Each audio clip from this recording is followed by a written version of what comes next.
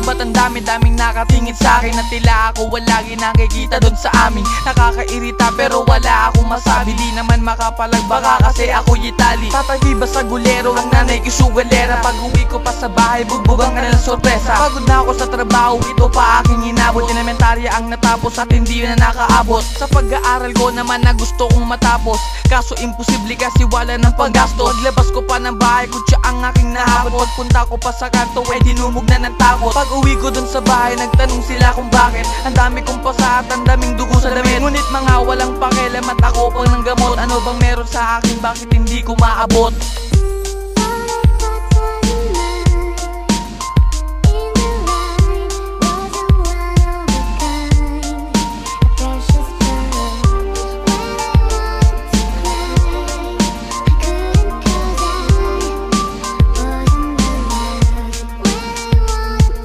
Isang araw ay pinabili ako ng isang alak, binigyan ako ni tatay ng pera para panulak. At paglabas ko ng bahay ay hindi ko akalain, ako ay binanata para lang sa'kin kuwain. Nung sinabi ko kay tatay, ako ay biglang nagulat. Ako ay sinampal sa harapan ng lahat, ako'y napahiya dahil sila ay tumatawa. Sa isip ko, ano ba talaga, ba't ganyan siya?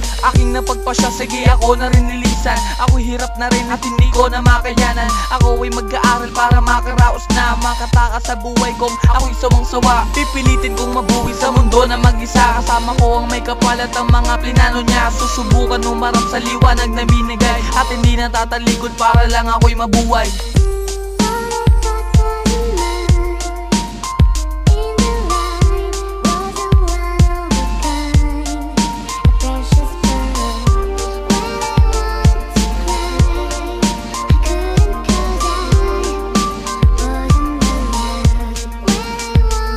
Lumipas na ang mga araw na inabot ng taon, at para bang naabot ko na at hindi na lumingon. Pasagana na ang buhay at meron na akong pamilya, at ang layo na narating inabot na ng milya. May sarili na akong bahay at mag-harapan ng kotse, hanggang sa may tumawag sa'kin, ito ang sinabi. Ang ina niya'y namatay at si itay ay may sakit.